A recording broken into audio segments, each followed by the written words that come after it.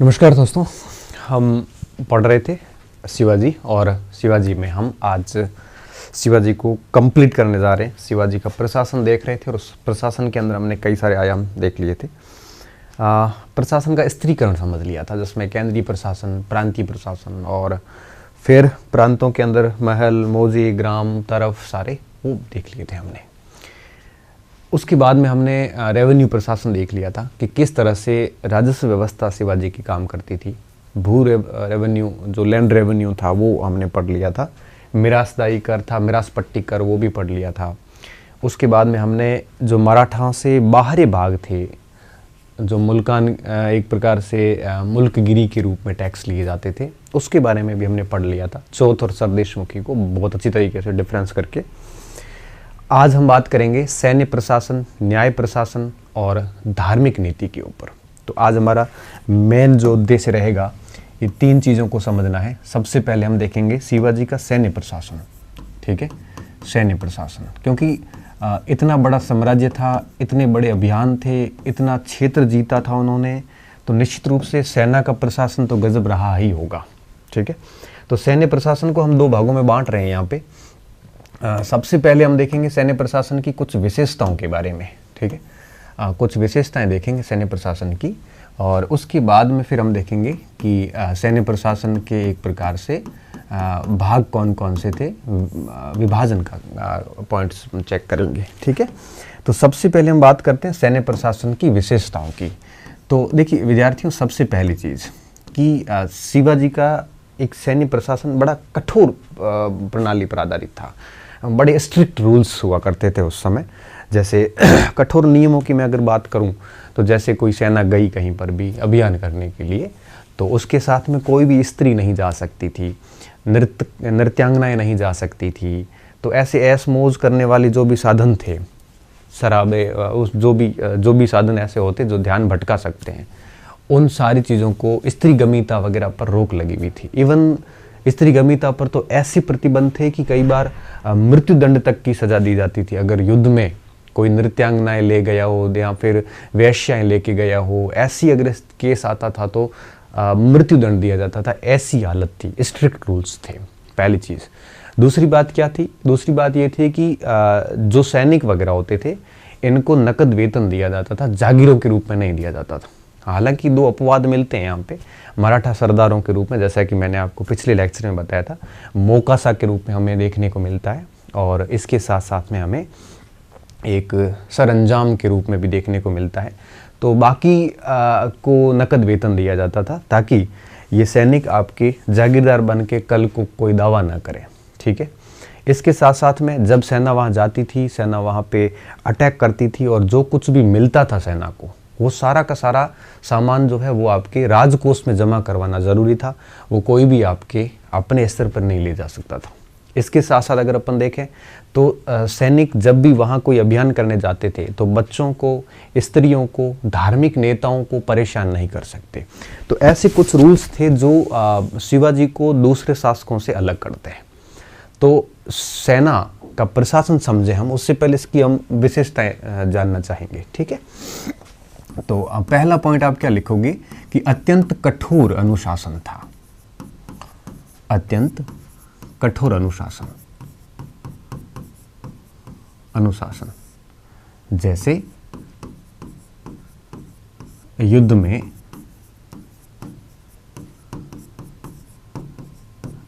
में स्त्री गमिता पर रोक। स्त्री गमिता का मतलब होता है युद्ध में महिलाएं नहीं ले जाई जा सकती। महिलाएं, वे महिलाएं जो नृत्यांगना होती थी या दासियां होती थी या वेश्याएं होती थी, इनको नहीं ले जा सकते थे। ठीक है, रोक। नियम के उल्लंघन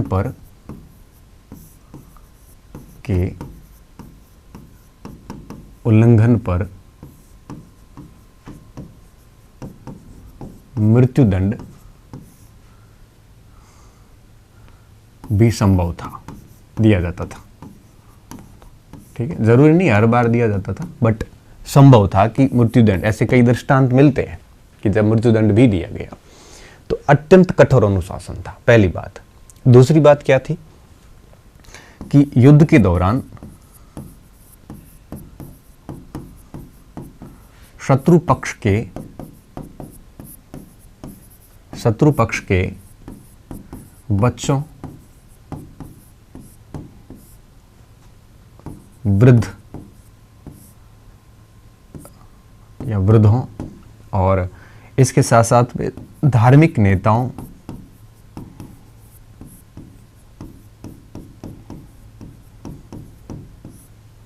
अपाहिजों,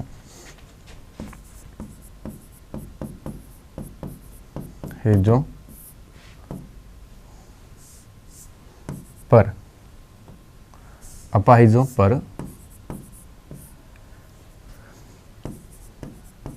अत्याचार प्रतिबंधित था। कोई भी इस वर्ग पे अत्याचार नहीं करेगा क्योंकि इनका कोई दोष नहीं है, प्रतिबंधित था। तीसरा पॉइंट क्या था कि युद्ध अभियान के बाद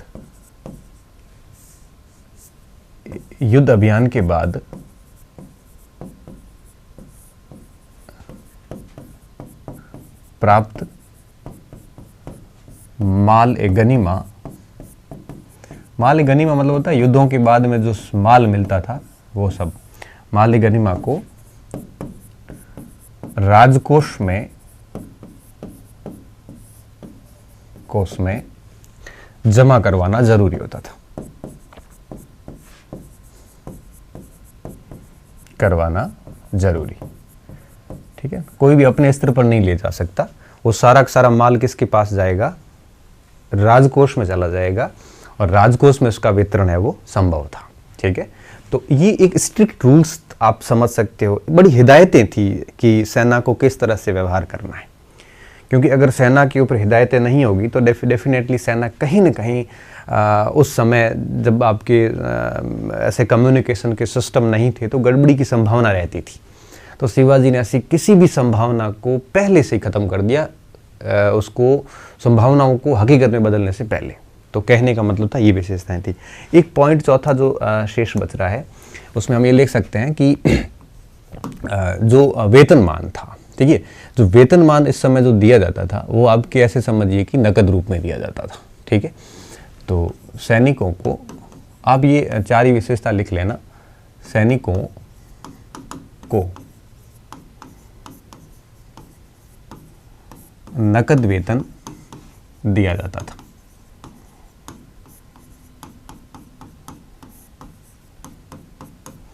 यद्यपि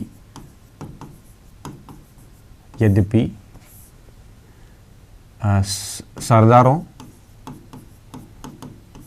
का मतलब था जिनके पास में खुद की सेना होती थी, मराठा सरदार जिसके, जो अपने आप में जमींदार होते थे। और वो जमींदार हालांकि ऐसे तो मराठा स्वराज का हिस्सा होते थे लेकिन वो स्वतंत्र थे। जैसे युद्ध वगैरह होता था तो वो सारे मराठा सरदार शिवाजी की सेवा में तत्पर हो जाते थे। तो ऐसे जो मराठा सरदार होते थे उनको कहीं न कहीं जागीर आवंटित की जाती थी, चाहे वो सरंजाम के रूप में हो चाहे मौकाशा के रूप में हो। मौकाशा क्या था, वो 66% वाली बात मैंने आपको बता दी थी। सरंजाम में आप समझा देता हूँ आपको। यद्यपि सरदारों को जागीर दी जाती थी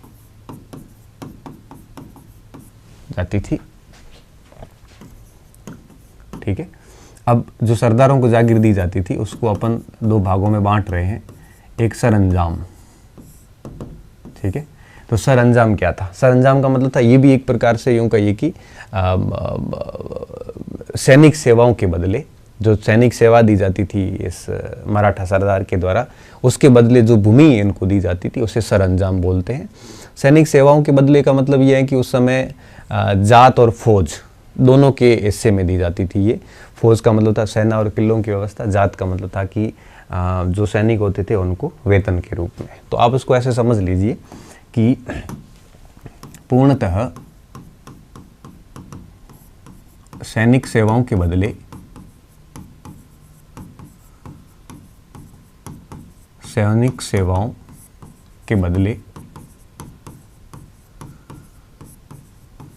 दी जाने वाली भूमि तो सैनिक सेवाओं के बदले दी जाने वाली भूमि। अब सैनिक सेवा किसकी? मराठा सरदारों की। ठीक है, ये मराठा सरदार क्या करते थे, ये आपके सैनिक भेजते थे युद्ध में। तो जात व फौज, दो टाइप की सैनिक सेवा होती थी। जात क्या था? सेना का वेतन था,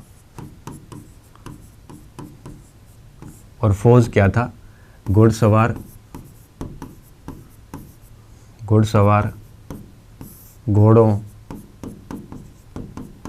दुर्गों, सेना का रख रखाव, मेंटेनेंस आप कह सकते हो, रख रखाव व्यय। तो ये दो सेवाएं सरदार देते थे शिवाजी को।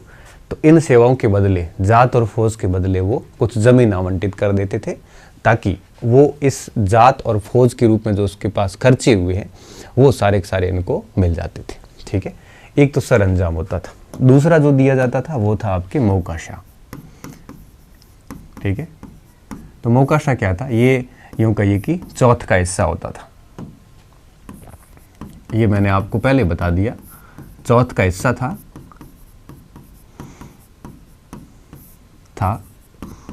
जो नकद की बजाय जागीर रूप में मिलता था।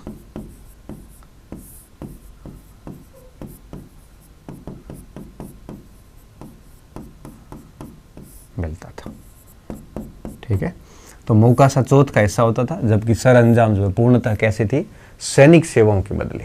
ये उन्हीं को मिलेगा जिन्होंने सैनिक युद्ध में किसी जगह पे सेवा दी है, तो ही मिलता था सरअंजाम। मौकासा भी उन्हीं सरदारों को दिया जाता था जो आपके सैनिकों में भाग लेते थे, करते थे। तो जनरली सरअंजाम, मौकासा एक ही सरदारों को ही दिया जाता था, क्योंकि आप समझ सकते हो कि सरअंजाम का मतलब साफ था कि जो युद्ध अभियान में शिवाजी के साथ में रहते थे। इनका जरूरी नहीं था कि युद्ध अभियान में साथ रहे। ये ऐसे सीमावर्ती एरिया थे जो टैक्स कलेक्शन में डायरेक्ट इनडायरेक्टली शिवाजी की हर प्रकार से मदद करते रहते थे। सैनिक ही नहीं बल्कि असैनिक मदद भी करते थे। तो अपन इसमें कह सकते हैं कि ये सैनिक व असैनिक दोनों मदद करते थे, दोनों प्रकार की मदद करते थे। तो ये मौकासा हो गया, ये सरअंजाम हो गया। तो ये चार बातें जो आपको ध्यान रखनी है शिवाजी की सैन्य प्रशासन की विशेषताओं में। कई बार क्या विशेषताएं आ जाती है, आप इसको लिख लो आराम से। तो वेतन कैसे दिया जाता था, अनुशासन कैसा था, और किसको क्या था, क्या मैटर था, ये पूरी बात हो गई। ठीक है, तो इन्होंने जो सेट कर रखा था, व्यवस्था कर रखी थी, इस आधार पर ऐसा कहा जाता था कि ये एक सैनिक गणतंत्र था। ठीक है, मराठा सैनिक गणतंत्र था, क्योंकि देखो इसमें जनता की भी सुनी जा रही थी और सेना की भी सुनी जा रही थी। मराठा सैनिक गणतंत्र था, ऐसा इतिहासकार टाने कहते हैं। क्यों कहते हैं ऐसा? क्योंकि वास्तव में अगर देखा जाए ना, तो जनता की भी और सैनिकों दोनों की सुनी जा रही थी, इसलिए इसको सैनिक गणतंत्र की संज्ञा दी जाती है। ठीक है, तो ये विशेषताएं होगी। अब मैं इसके विभाजन पे आ रहा हूँ, और विभाजन के ऊपर जब अपन आएंगे तो सबसे पहला पॉइंट जो है, देखिए विशेषताएं हो गई। अब हम देखते हैं सेना के भाग।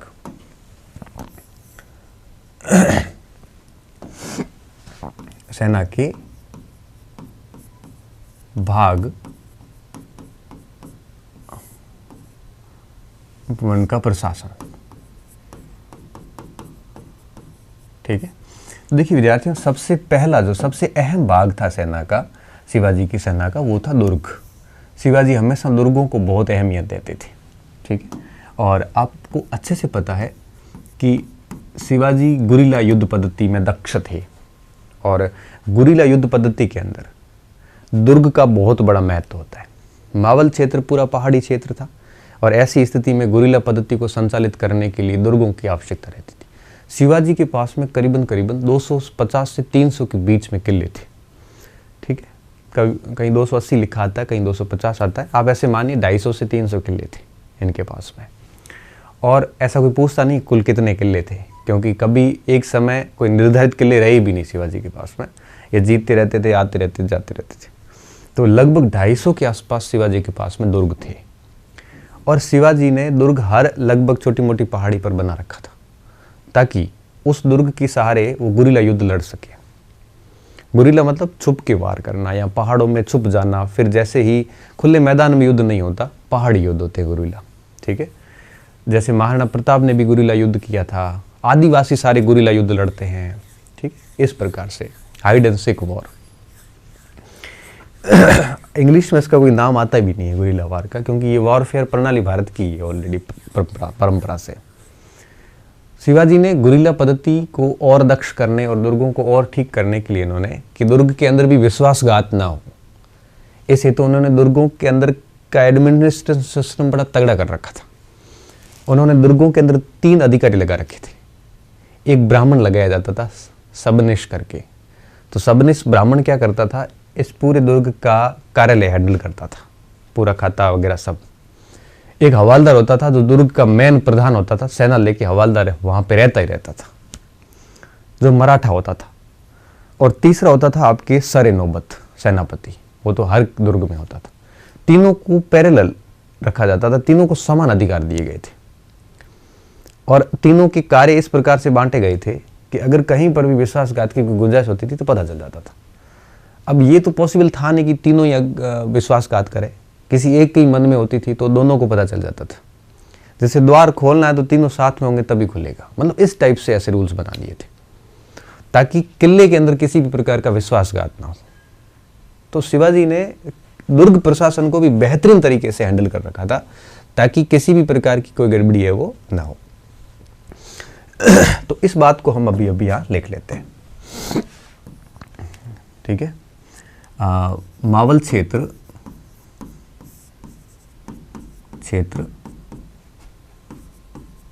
सह्याद्री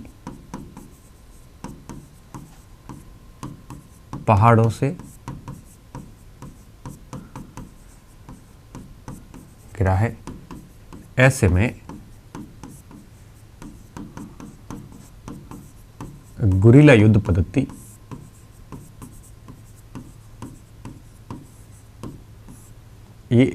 गुरिल्ला युद्ध पद्धति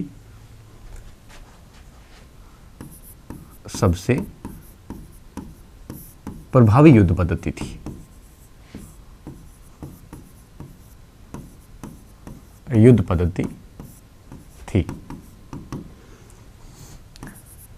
इसकी सफलता हेतु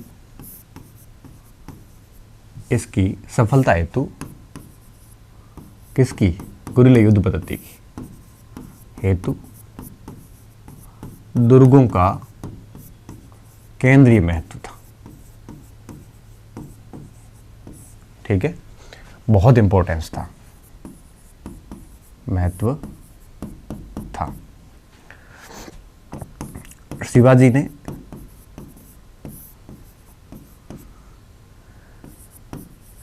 (250 से 280 किले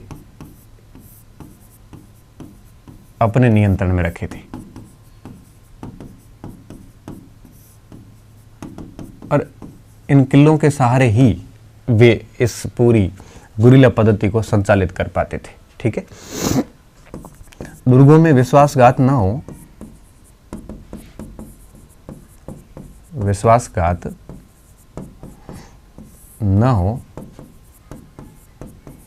इस हेतु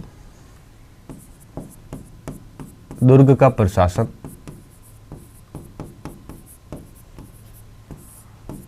तीन अधिकारियों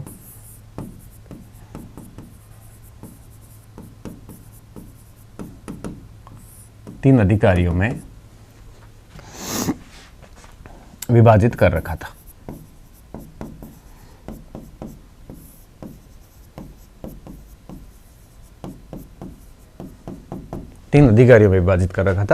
जो मतलब तीनों एक प्रकार से यूं कह सकते हो कि तीनों के पास समान उत्तरदायित्व थे, ठीक है।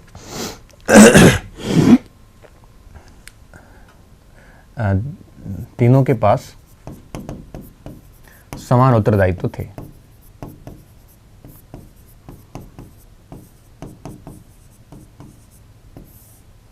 समान उत्तरदायित्व का क्या मतलब होता है?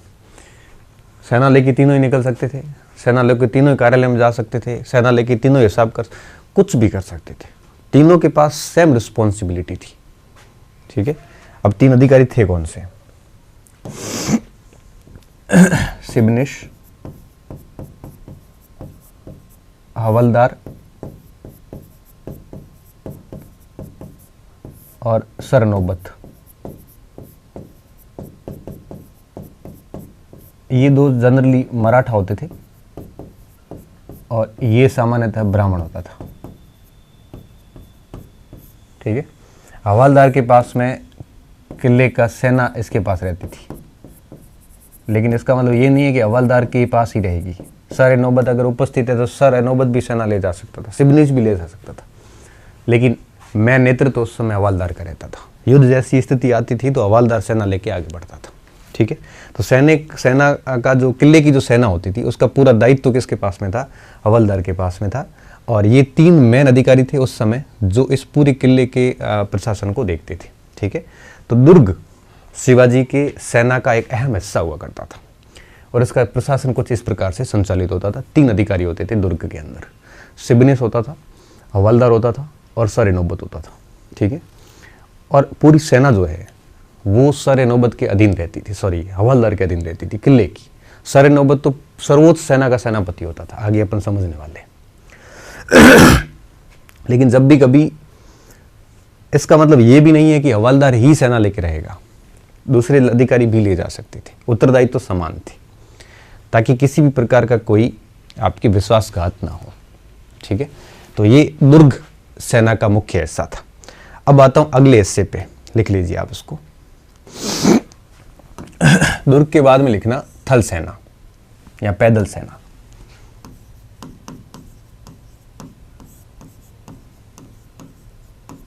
पैदल सेना 1 लाख के आसपास पैदल सैनिक थे शिवाजी के पास में। 1 लाख की संख्या थी इनके पास, पहली बात। दूसरी बात, इसमें मुसलमान भी थे, मतलब हर जात धर्म के लोग थे। और सबसे खास बात देखिए, जो सेना थी ये पैदल चलने वाली, इसे पाइक कहा जाता था। क्या कहा जाता था? पाइक कहा जाता था।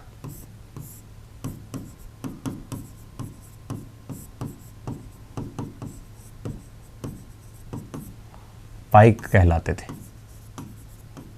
ये शब्द याद रखना, बहुत इंपॉर्टेंट है। ठीक है, तीनों बातें हमारे लिए मोस्ट है परीक्षा में। एक, सेना लाख थी, कोई पूछता नहीं है। मुसलमान भी थे, ये भी इतना पूछते नहीं है, लेकिन ये बहुत इंपॉर्टेंट है। ये पॉइंट जो है ना, ये पॉइंट, ये बहुत इंपॉर्टेंट पॉइंट है, पाइक वाला। अब दूसरी बात आती है कि सेना की संरचना। सेना की एक संरचना थी।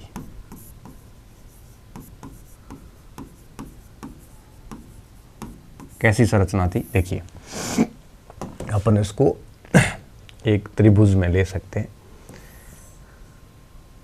ठीक है, सेना की संरचना।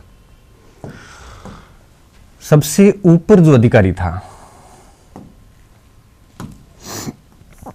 सबसे ऊपर, उसे अपन सर नौबत कहते हैं। सर नौबत प्रधान सेनापति होता था। घोड़सवारी में भी वो मैन था और पैदल सैनिक भी वो आपके सबसे ऊपर होता था, सर नौबत। ठीक है, सर नौबत, ये प्रधान सेनापति आप कह सकते हो। सर नौबत के ऊपर सीधा छत्रपति आता था। इसके ठीक नीचे सप्त हजारी होता था, और जनरली सप्त हजारी उसे कहते थे जिसके अधीन लगभग 7000 के आसपास सैनिक हो। ठीक है, सप्त हजारी के जस्ट नीचे पंच हजारी आता था। तो पंच हजारी का मतलब था कि 5000 से 7000 के बीच इसके नीचे सैनिक रहते थे। निश्चित संख्या नहीं है, मिनिमम 5000, मैक्सिमम 7000। 7000 का आंकड़ा आते सप्त हजारी हो जाता था। ठीक है, फिर कई स्थान पे पंच हजारी के बाद में हमें 1 हजारी भी मिलता है। तो 1 हजारी ऐसे थे जिनके पास में 1000 सैनिक होते थे। तो 5 हजारी के अधीन कम से कम 5 एक हजारी हो जाते थे। इसके नीचे जुमालदार आ जाता था, ठीक है, जुमालदार, और फिर हवालदार और नायक आ जाते थे। तो 1 हजारी के नीचे जुमालदार नामक अधिकारी बैठता। इनके सवाल कैसे आते हैं विद्यार्थियों, इसका आप थोड़ा सा ये ध्यान रखना। ऐसे पूछ लेते हैं कि निम्नलिखित में से कौन सा सैन्य अधिकारी था या नहीं था, इस टाइप से प्रश्न पूछते हैं, तो थोड़ा सा इसका ध्यान रखना। जुमालदार के नीचे होते थे हवालदार, हवालदार, और सबसे नीचे होता था नायक। नायक के पास में होते थे 9 सैनिक, ठीक है। नायक के पास कितने होते थे? 9 सैनिक होते थे, और 9 सैनिकों के कारण उसको नायक कहा जाता था। फिर उसके बाद में करीबन करीबन ऐसे समझिए कि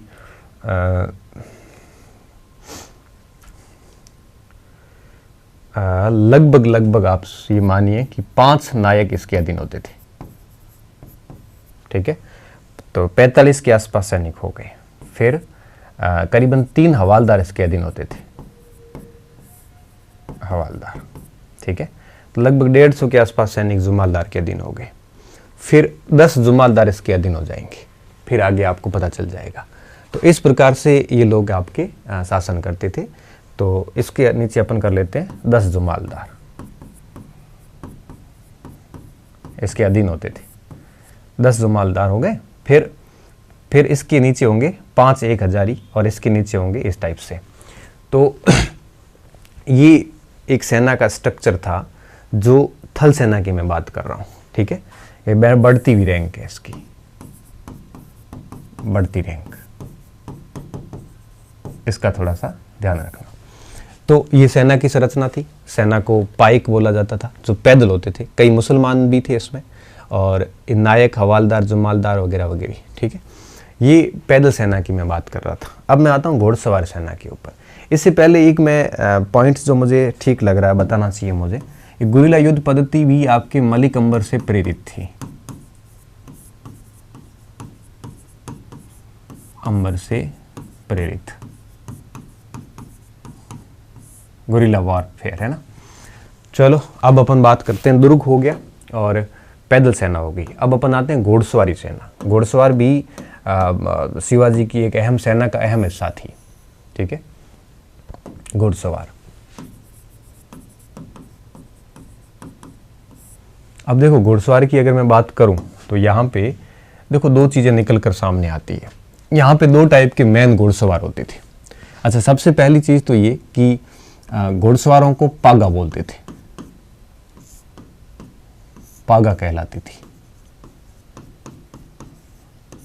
तो घोड़सवार क्या कहलाते थे? पागा, और पैदल पाइक कहलाते थे। दूसरी बात, इसकी संख्या लगभग 30 से 40 हजार थी, हजार संख्या थी, ठीक है। और तीसरी बात, इसके 2 भाग थे। एक भाग था आपके बरगिर और एक था आपके सिलेदार, ठीक है, बरगिर और सिलेदार। घोड़सवार के 2 भाग थे। 2 भाग कौन कौन से भाग थे? सबसे पहला जो भाग था, अब यूं कहिए कि एक था सिलेदार,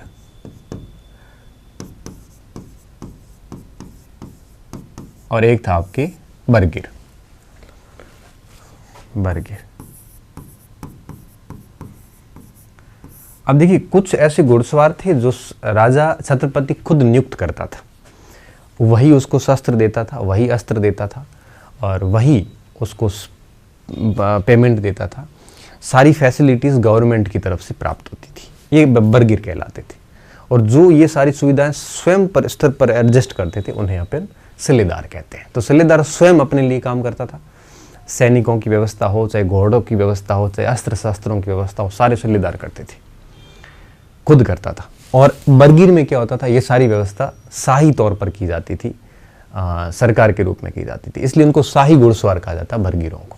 तो ये सवाल एक बार पूछा गया है परीक्षा में, फर्स्ट पेपर में पूछा गया है, तो आप इसका ध्यान रखना। मैं लिख लेता हूँ कि अस्त्र शस्त्र अस्त्र शस्त्र और साथ में अस्त्र शस्त्र वस्त्र वस्त्र घोड़े घोड़े स्वयं के होते थे, स्वयं के होते थे, क्या होते थे। ठीक है। और बरगीर में क्या था, इसमें अस्त्र शस्त्र वस्त्र घोड़ों की व्यवस्था शाही स्तर पर की जाती थी या छत्रपति द्वारा की जाती थी,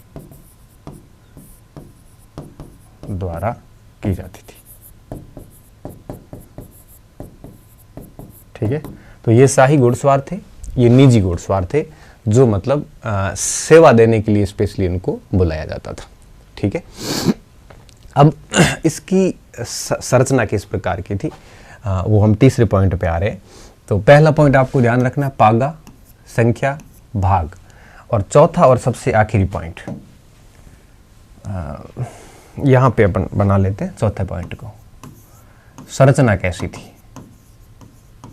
ठीक है। संरचना को अपन उसी त्रिभुज से बना लेते हैं इसको वापस। ठीक है। अब देखिए, सबसे ऊपर वापस वही शर नौबत होता था। सबसे ऊपर कौन था, शर नौबत। ये सबसे ऊपर रहता था, चाहे वो पैदल सेना हो चाहे घुड़सवारी सेना हो। शर नौबत का कद सबसे ऊपर होता था। ठीक है। इसके नीचे आता था पंच हजारी, यहां सप्त हजारी नहीं था, पंच हजारी। और इसके नीचे आपके 1000। ठीक है। तो 5-1000 मिलते ही पंच हजारी के पास में पद आ जाता था। अब 1000 जो होता था उसके नीचे आता था आपके वापस वही जुमालदार और नीचे हवालदार। जुमालदार और हवालदार। तो नायक का पद जो है वो आपके इसमें नहीं था। नायक का पद किसमें होता था, पैदल सैनिकों में नायक का पद होता था। अब जो हवालदार होते थे इसके पास में सामान्यतः मतलब 25 के आसपास सैनिक होते थे। ठीक है। 25 सैनिक होते थे इसके पास में, और इसके नीचे 5 हवालदार होते थे, तो 125 सैनिक हो गए। तो फिर इसके नीचे 10 जुमालदार हो जाएंगे, जुमालदार। तो इस प्रकार से एक नायक का पद छोड़ दो और 7,000 छोड़ सकते हो, बाकी सारे के सारे पद कॉमन थे दोनों में, घोड़सवारी और पैदल सैनिक दोनों में। एक नायक का पद अलग था और दूसरा आपके 7,000 का पद हमारा अलग बन जाता है। देख सकते हो आप। देखिए, शर नौबत, पंच हजारी, 1000, जुमालदार, हवालदार सब सेम है। इसमें हमने देखो 4 और 3 7 पद लिखे हैं, उसमें लिखे हैं हमने 5 पद।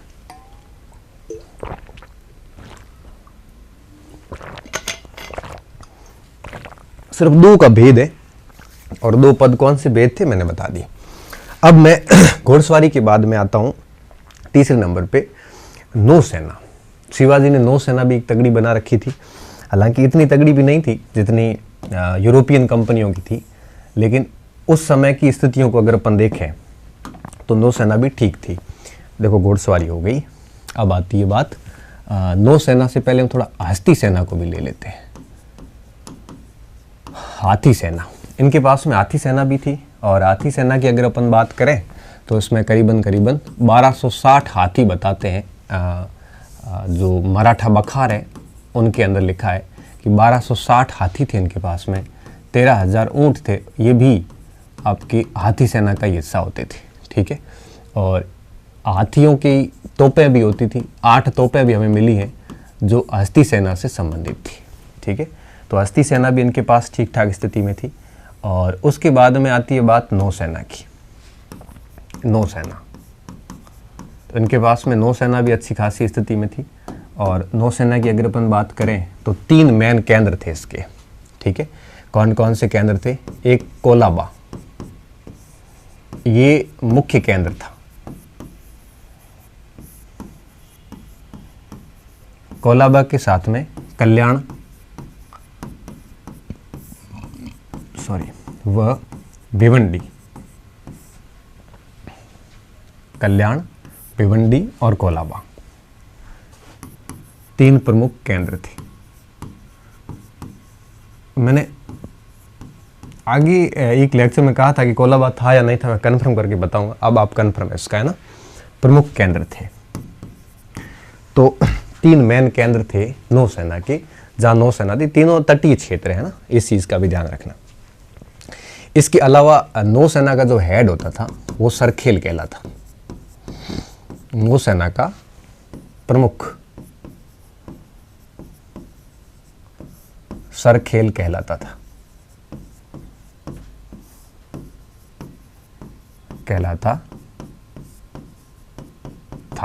ठीक है। देखिए काफी महत्वपूर्ण पॉइंट है ये। जनरली परीक्षाओं में अभी तो पूछा नहीं गया, लेकिन पूछा जा सकता है, ठीक है। दरिया सारंग का नाम आपने अगर सुना हो तो वो सरखेल पद पे ही रहा था।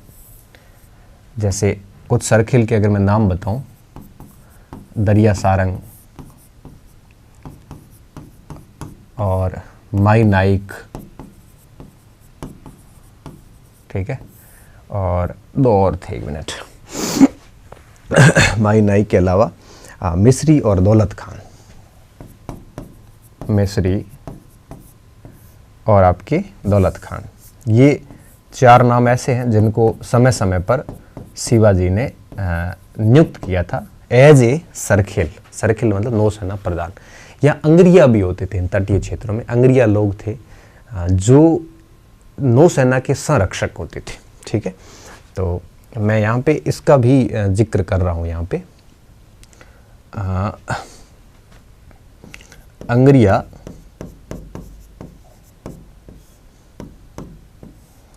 कोलाबा वासी थे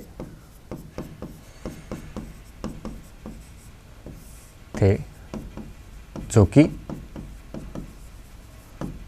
नौसेना के संरक्षक होते थे। नौसेना के संरक्षक थे, मतलब नौसेना को कोई भी काम वगैरह पड़ता था तो ये एक प्रकार से उस समय मदद कर लेते थे, ठीक है।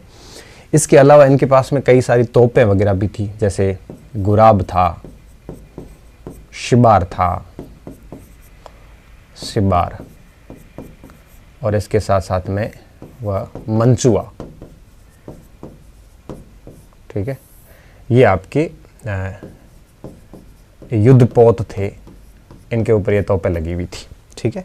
तो कहने का मतलब है काफ़ी अच्छी स्थिति थी नौसेना की। कोलाबा का प्रश्न एक बार आरएस प्री में पूछा गया है, तो और इसका ध्यान रखना। कोलाबा का एक बार पूछा है मैंने, मुझे जहाँ तक याद आ रहा है, तो ठीक है थोड़ा देख लेना। यही पूछा था कि निम्नलिखित में से कौन सा शिवाजी का नौसैनिक केंद्र था, ठीक है। और हस्ती सेना, नौसेना जगह बची हुई है यहाँ पे, तो मैं गुप्तचर व्यवस्था भी लिखना चाहूँगा यहाँ पे। गुप्तचर व्यवस्था ये भी सेना का हिस्सा था। शिवाजी के गुप्तचर बड़े तगड़े थे। एक विदेशी लेखक हुए अब्बे केरे करके। अब्बे केरे क्या कहते हैं कि शिवाजी के गुप्तचर इतने तगड़े थे कि शिवाजी को हर एक इन्फॉर्मेशन वो सटीक देते थे, और शिवाजी की विजयों के पीछे वो गुप्तचरों की सटीक सूचनाएं जिम्मेदार होती थी। और उसने आगे ये भी लिखा है कि शिवाजी गुप्तचरों को खूब सारा पेमेंट देते थे, और इसी वजह से वो ईमानदारी पूर्वक अपनी ड्यूटी का निर्वहन करते थे, और ये शिवाजी की विजयों का मुख्य कारण था। अब्बे केरे कहते हैं, ठीक है। तो हम इसमें लिखेंगे कि सशक्त गुप्तचर व्यवस्था थी। और दूसरा पॉइंट क्या कि उच्च वेतन दिए जाते थे,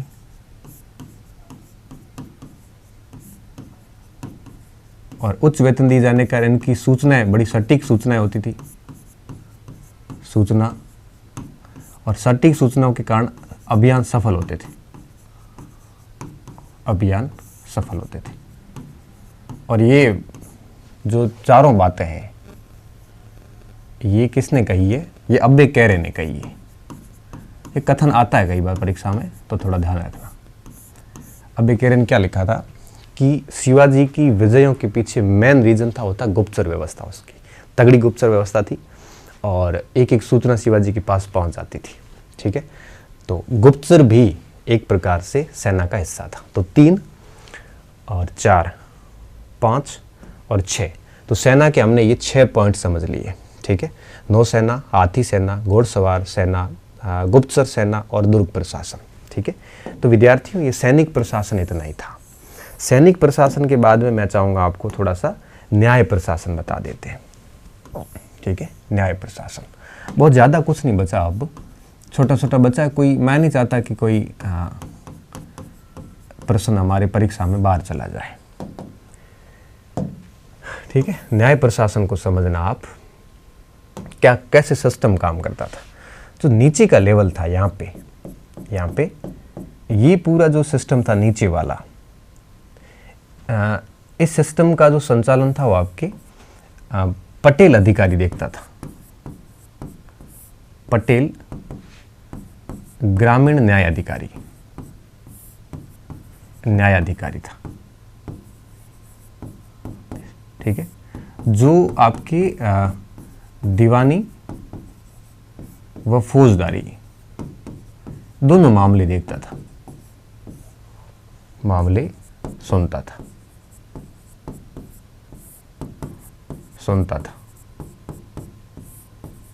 ठीक है, और यह मुख्य न्याय एक प्रकार से ये न्यायालय की अहम कड़ी थी, क्योंकि मैक्सिमम मैटर यहीं सलटा लिए जाते थे, कि अहम कड़ी थी।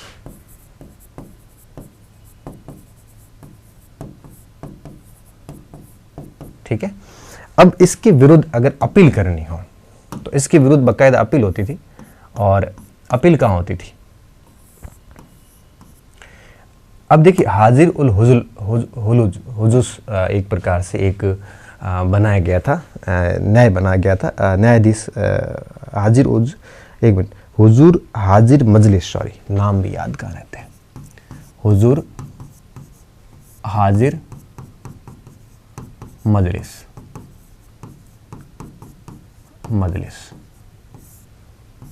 ठीक है, इस न्यायालय में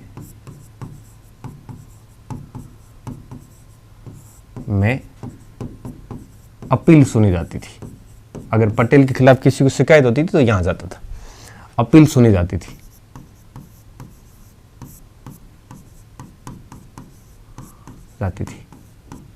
यह सर्वोच्च धर्म अदालत थी।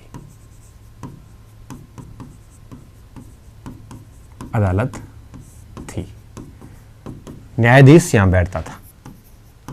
हमने पढ़ा था ना अष्टप्रधान में, न्यायाधीश, मुख्य अधिकारी।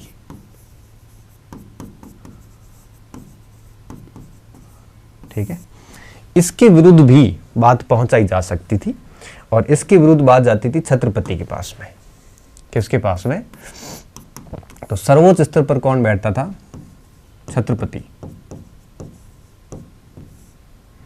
सर्वोच्च न्यायाधीश।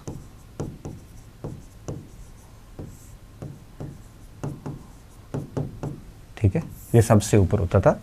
और जब भी ये न्याय करता था तो कई सारी चीजों का ध्यान रखता था।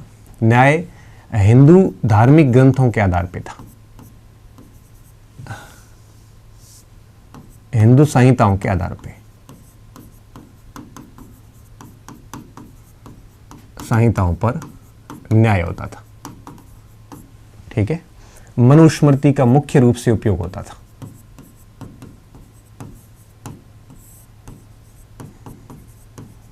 डिसीजन जब लिए जाते थे तो इन स्मृतियों का अध्ययन किया जाता था, और इन स्मृतियों के अध्ययन के बाद में कोई डिसीजन जो है वो आपकी एक प्रकार से लिया जाता था। और ऐसा माना जाता था कि किसी भी प्रकार का कोई अगर गड़बड़ी हुई है तो निश्चित रूप से उसको ठीक किया जाता था। ठीक है, तो मनुस्मृति का निर्णय लेने में, न्याय करने में एक प्रकार से उपयोग होता था। इसके अलावा अगर अपन कुछ और पॉइंट्स चेक करें तो मराठा इस समय राजभाषा थी, मराठा राजभाषा थी। ठीक है, जो कोर्ट में चलती थी। दूसरा, इस हेतु इन्होंने एक पूरा शब्दकोश लिखवाया था, राज व्यवहार कोश, राज व्यवहार कोश नामक मराठी शब्दकोश था। कोश नारायण हनुमंतय्य द्वारा तय किया गया था, तैयार किया गया था। नारायण हनुमंतय, रघुनाथ नारायण हनुमंतय, रघुनाथ नारायण रघुनाथ हनुमंतय ऐसे लिखते हैं अपन। हनुमंतय द्वारा लिखा गया था। ठीक है। एक और भी किताब चलती थी इस समय, कायस्थ धर्म प्रतिपालक। इस जगह न्याय भी आता कई जगह, और ये वही गंगा भट्ट ने लिखी थी,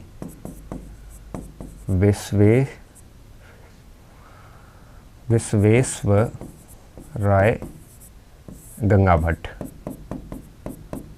ठीक है, ये इसके द्वारा। तो इन सारी किताबों का उपयोग कहीं न कहीं न्याय प्रशासन में इनके द्वारा किया जाता था। इस चीज़ का आपको थोड़ा ध्यान रखना है। ठीक है, तो न्याय प्रशासन में इतना ही था, इसमें कुछ विशेष नहीं है। सबसे ऊपर छत्रपति थे, नीचे हुजूर हाजिर मजलिस थी, और सबसे नीचे पटेल होते थे। सबसे मेन न्यायाधिकारी यही होते थे। ठीक है, न्याय प्रशासन के बाद में थोड़ा सा मैं धार्मिक प्रशासन पर भी डिस्कस करूंगा, और उसके साथ ही हमारा शिवाजी समाप्त हो जाएगा, टॉपिक यहाँ पे पूरा हो जाएगा।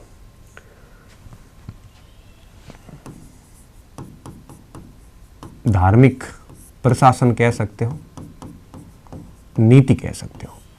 ठीक है, फारूकी जैसे लोग जो हमेशा जीवन भर शिवाजी को गालियां निकालते रहे, इन लोगों ने भी शिवाजी की धार्मिक नीति की प्रशंसा की है। तब जब शत्रु या विरोधी लेखक अगर प्रशंसा करे तो समझ जाइए कि नीति डेफिनेटली ठीक है, और माना जाता है कि शिवाजी की धार्मिक नीति सहिष्णुता से युक्त थी। कैसे थी, कुछ पॉइंट्स में डालूंगा यहाँ पे।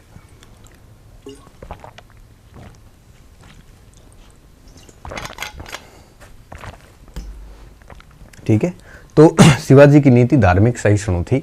तो मैं यहां पे लिख रहा हूं पहला पॉइंट। ठीक है, धार्मिक सहिष्णु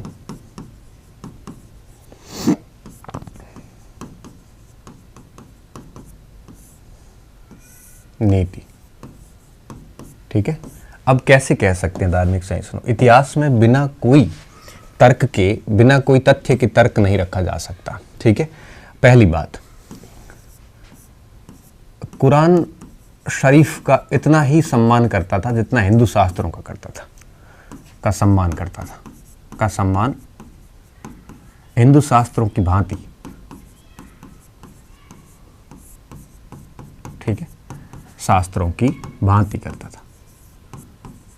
और एक चीज़ जो अपन ने पिछले पॉइंट्स में लिखी थी कि किसी भी धर्म के धार्मिक अधिकारी को युद्ध के दौरान परेशान नहीं किया जाता था। ये भी एक प्रकार से टॉलरेंस होता है, ये भी आपके एक प्रकार से सेकुलरिज्म होता है। ठीक है, पहली बात। दूसरी बात, कुरान के बाद में दूसरा उन्होंने क्या किया था कि मस्जिदों के अंदर, मैंने ये बात पहले भी बताई, वापस बता रहा हूँ, मस्जिदों में रोशनी जलाने के लिए, रोशनी जलाने के व्ययन हेतु जमीन अनुदान दिया जाता था, ताकि आराम से रोशनी जलती रहेगी, वहां से जो खर्चा मिलेगा उससे दिया जाता था। ठीक है, तो देखिए कोई भेदभाव नहीं था यहाँ पे। तीसरा देखिए, इसके अलावा एक कोई मुस्लिम था बाबा याकूत करके, उस बाबा याकूत को इन्होंने एक पूरा पूरा आश्रम बना के दिया था। याकूत को आश्रम बना के दिया कि वो वहाँ पे रहकर अपनी पूजा कर सकता है। ठीक है, ये सारे पॉइंट्स धार्मिक नीति के हैं। इसके बाद में देखिए क्या हुआ। इसके अलावा अगर अपन में देखें तो इन्होंने स्पष्ट रूप से कह रखा था कि जब भी किसी युद्ध में जाओ तो किसी भी मस्जिद को कोई नुकसान नहीं पहुंचाना चाहिए, ना किसी धार्मिक गुरु को नुकसान पहुंचाना है। ये खफी खान लिखता है, जो सुदूर विरोधी था शिवाजी का। युद्ध अभियान के दौरान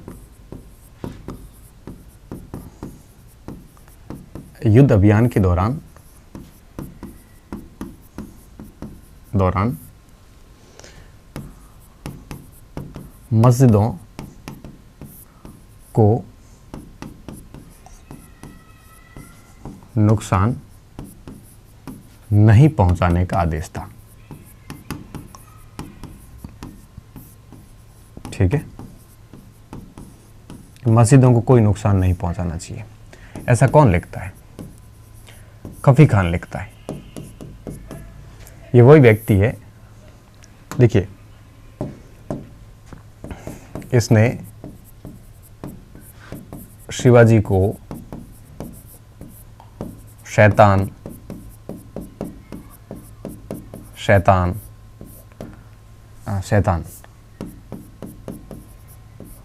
ठीक है, और जितने भी धूर्त, जितने भी नाम आते हैं ना गंदे वाले, वो सारे इसने यूज किए। धूर्त कहा था, साथ ही धार्मिक नीति की प्रशंसा की थी। हालांकि एक जगह इसने बुराई भी की है। इसने कहा था कि यह हिंदू धर्म का एक प्रकार से अलाउद्दीन और औरंगजेब वाला संस्करण था। ठीक है, हालांकि खफी खान ने ऐसा डायरेक्टली कहीं नहीं कहा, लेकिन साम्राज्यवादी इतिहासकारों ने खफी खान को कोट करके, मिस इंटरप्रिटेशन करके, गलत अर्थ निकाल के और डाल दिया था। धार्मिक नीति की इसने प्रशंसा की थी। ये बहुत इंपॉर्टेंट पॉइंट है, ध्यान रखना। ठीक है, तो नुकसान नहीं पहुंचाने के आदेश दिए थे। तो ये बातें जो थी काफ़ी इंपॉर्टेंट थी। साथ में इन्होंने एक और भी आदेश दिया था कि किसी को भी मजबूरन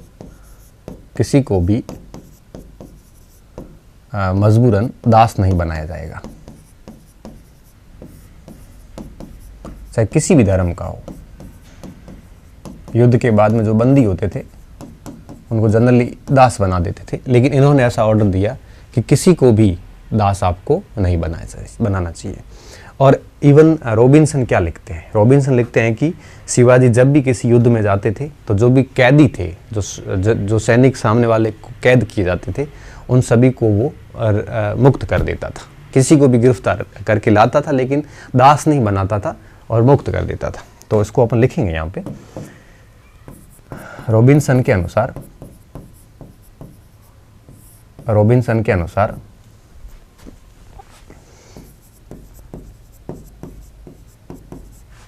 शिवाजी शत्रु पक्ष के सैनिकों को रिहा कर देता था।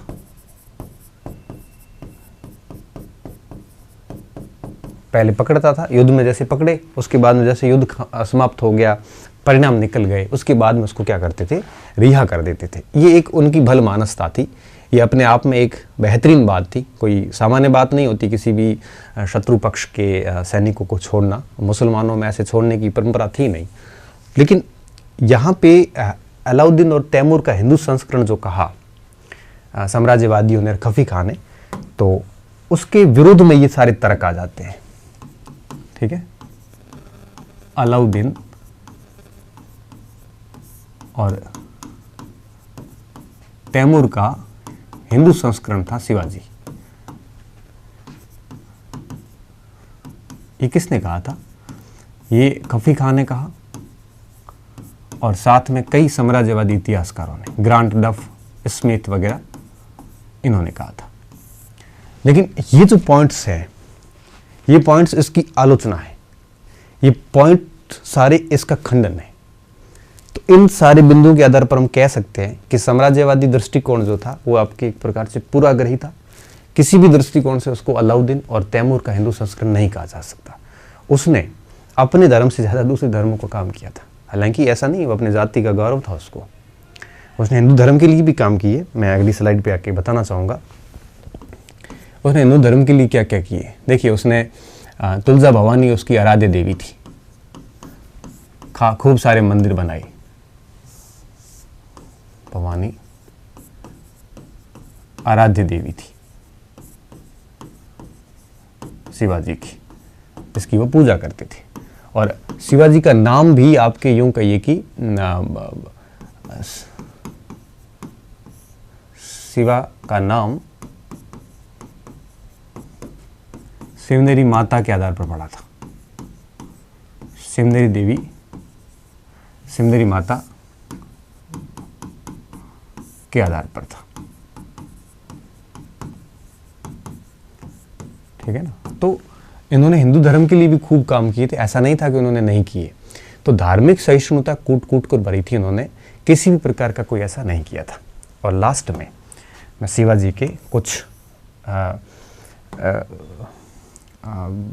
निष्कर्ष डाल देते हैं और कुछ विद्वानों ने क्या कहा। एक चीज़ ध्यान रखना, जहाँ जहाँ जदुनाथ सरकार का कोई स्टेटमेंट आएगा तो समझ लेना कि उन्होंने प्रशंसा ही की होगी। जैसे उन्होंने एक जगह क्या कहा था कि मध्य भारत का सृजनशील व्यक्ति था शिवाजी। मध्य भारत का सृजनशील व अंतिम हिंदू प्रतिभाशाली शासक थे शिवाजी।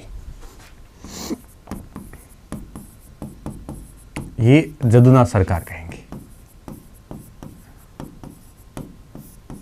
तो सरकार के जितने भी स्टेटमेंट आएंगे वो सामान्यतः इनके गौरवगान करते हुए आएंगे, और साम्राज्यवादी दृष्टिकोण जितने भी आएंगे वो सारे के सारे इनका विरोध करते हुए आएंगे। वो डाकू राज्य वगैरह मैंने आपको पहले बताया ये सारी चीज़ें। ठीक है, तो ये शिवाजी का टॉपिक था जिसमें हमने धार्मिक प्रशासन देख लिया, न्यायिक प्रशासन देख लिया, और इसके साथ साथ में हमने वो सैनिक प्रशासन भी हो गया है। और अब हमारी सारी बातें यहाँ पे कंप्लीट हो जाती है। तो विद्यार्थियों, ये था शिवाजी का प्रशासन। अब मिलते हैं कल नेक्स्ट टॉपिक के साथ में। धन्यवाद। पढ़ते रहिए, अच्छे रहिए और मस्त